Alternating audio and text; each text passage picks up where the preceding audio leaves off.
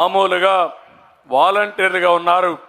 అలాంటి వాళ్ళు full time job కాదు, గవర్నమెంట్ ఉద్యోగులే పెన్షన్లు డిస్ట్రిబ్యూట్ చేయాలని చాలా స్పష్టంగా చెప్పారు. ఈరోజు గ్రామ సచివాలయాలు ఉన్నాయి. 1,26,000 మంది స్టాఫ్ ఉన్నారు. ఒక్కొక్క గ్రామంలో 45 మంది ఉంటారు పెన్షన్దారులు. ఆవరేజ్నిస్తే దినానికి 20 మందికి ఇస్తే 2 రోజుల్లో పెన్షన్ అల్లి ఇవ్వడానికి అవకాశం ఉంటుంది. ఇంటింటికి పోయి ఇచ్చే అవకాశం ఉంది.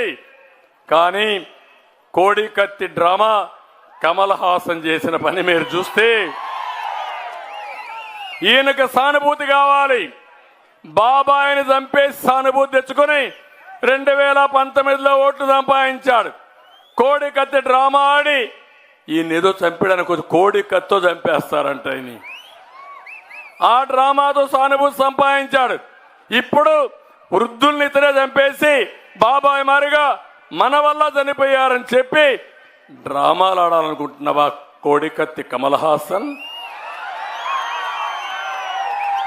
నేను అడుగుతున్నా ఇక్కడుండే చీఫ్ సెక్రటరీని, అదే మరి అధికార యంత్రాంగాన్ని, మీకు బాధ్యత లేదా అని నిలదీస్తున్నా.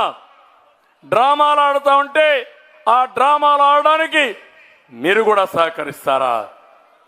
అధికార యంత్రాంగం ఉంది. ఒక్క నెల మీరు పెన్షన్ ఇంటికాడ ఇవ్వలేరా? ఇవ్వలేనంత అసమర్థులా అని మిమ్మల్ని అడుగుతున్నా. అందుకే మీరు చూస్తే ఈరోజు ప్రతిపక్షాల పైన బురజల్లడానికి ఈ పెన్షన్లు ఇవ్వకుండా చేశారు.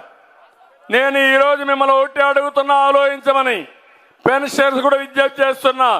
పాపం ముసలివాళ్ళు, వృద్ధులు, వికలాంగులు, మానసిక స్థితి సరిగా లేని వాళ్ళు కూడా ఉన్నారు.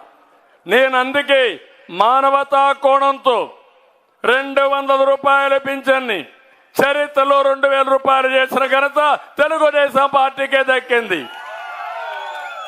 ఆ రోజు మీరు ఒక్కసారి ఆలోచిస్తే అన్నా క్యాంటీన్ పెట్టాం.